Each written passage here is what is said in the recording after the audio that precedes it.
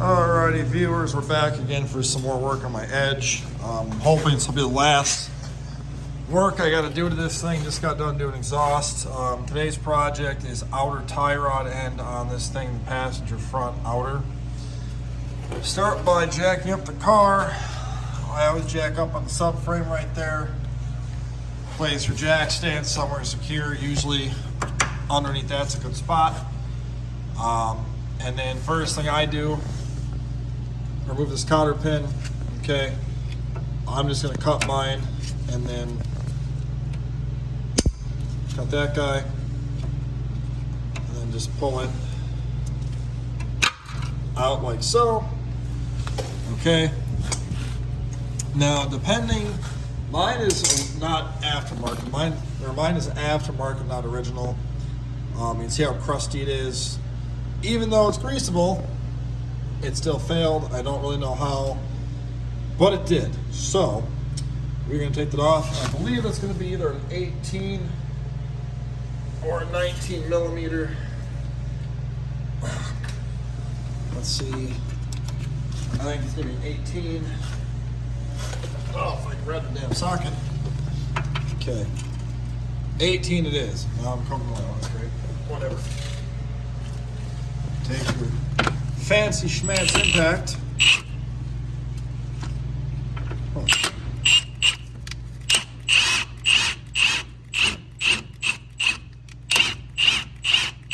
Well, you can kind of see. Let's see here. All right, so once you have your cotter pin out, mine is aftermarket, so my nut's an 18 millimeter. I believe stock they're 19.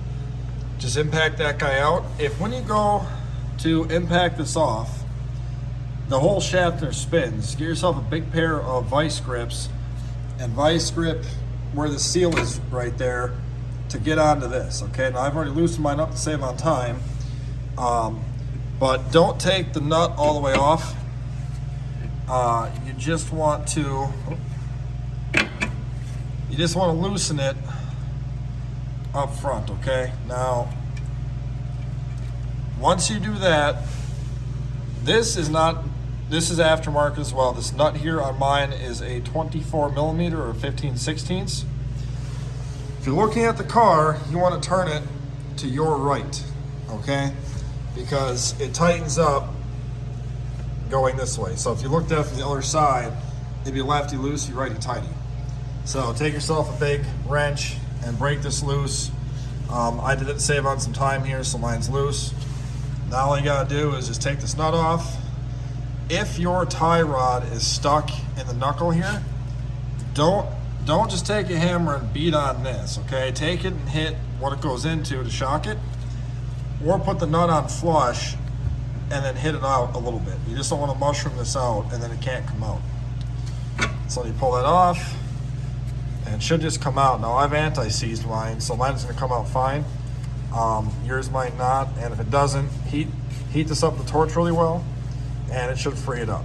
Now I just changed this out not long ago, AutoZone parts, and honestly the roads I drive over are pretty bad, so that is probably why this failed. I grease this all the time, like everything on it. You can see my sway bar links are greasable, lower bowl joints greasable. You will need an alignment too once you get this out. You can do a bunch of backyard ways. I just take it to the shop, have them do an alignment on it quick, then I know I'm good.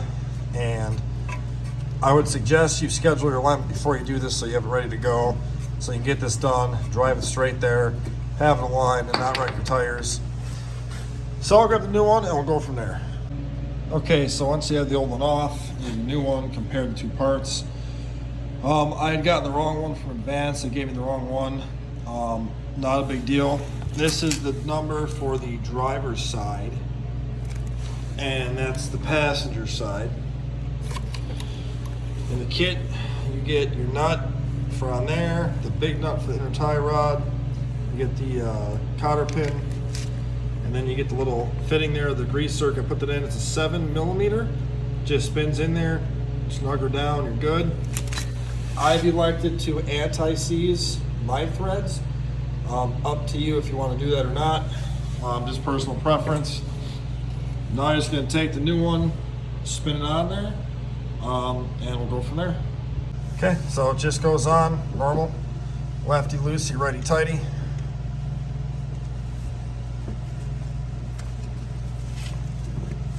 I elected not to use the new nut because the old one was actually fairly new from just a couple of years ago.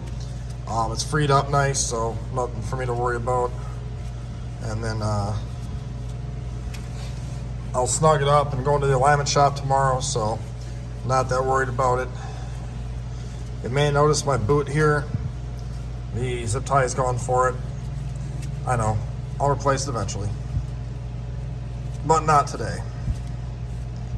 So when you get to about that point, this should move a little bit in and out. You can kind of move this in and out a little bit, like so. Just stuff run up in there, right in that hole there. Two hands is usually easier than one. There we go. And then just kind of push her up there to a couple of threads. And then once you get a few threads in there, like so, take your nut. This has got a castle. Some of these will be a lock nut. It won't be a castle nut. Lock nuts are fine.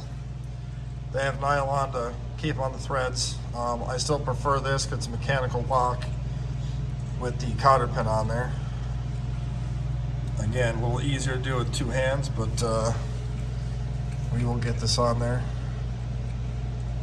There we go. Now, I use an impact to run these down. You may want to do it by hand. You just want to make sure it's nice and tight. So that's kind of how that looks. I'm gonna grab the impact and we'll impact that guy on there. Okay, it's an 18 mil. There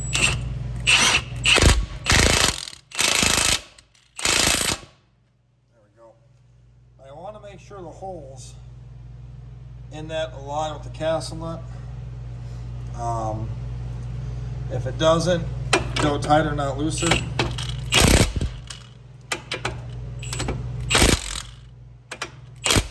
There we go.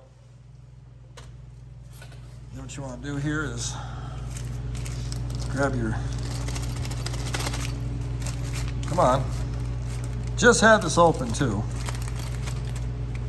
Take your